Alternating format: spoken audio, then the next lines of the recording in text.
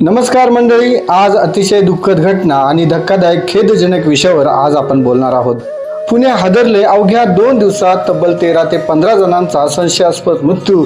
हडपसर आणि पिंपरी चिंचवड परिसरात शोककळा पसरली आहे आणि मृत्यूमागचं धक्कादायक कारण समोर येते ते म्हणजे विषारी दारू. होय, प्राथमिक माहितीनुसार विषारी दारू पिल्यामुळे हे मृत्यू झाल्याचा संशय व्यक्त केला जात आहे. पिंपरी चिंचवड मधील फुगेवाडी भागात 24 तासात 8 जणांचा मृत्यू झाला, तर पुण्यातील हडपसर परिसरात आणखी 5 ते 6 जणांनी जीव गमावला आहे.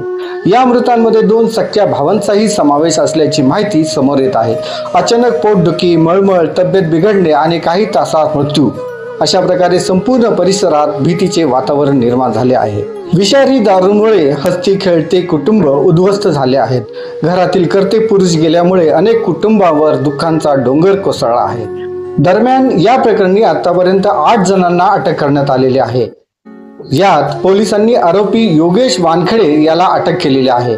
त्याच्यावर याआधीही गुन्हे दाखल असल्याची माहिती समोर आली आहे. पोलिसांनी त्याला ताब्यात घेतलं असून पुढील तपास सुरू आहे. या संपूर्ण प्रकरणाकडे आता संपूर्ण महाराष्ट्राचं लक्ष लागलं आहे. या प्रकरणाविषयी प्रशासनावर आता संताप व्यक्त केला जात आहे.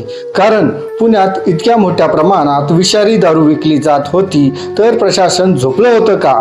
या मृत्यूला जबाबदार कोण आणि अजून किती निष्पाप जीव जाणार? मग पोलीस आणि राज्य उत्पादन शुल्क नेमकं करत काय होतं? अनेकदा स्थानिक नागरिकांकडून अवैध दारू विक्रीबाबत तक्रारी केल्या जातात, परंतु कारवाई मात्र कागदावरच दिसते, अशी चर्चा आता नागरिकांमध्ये सुरू झाली आहे.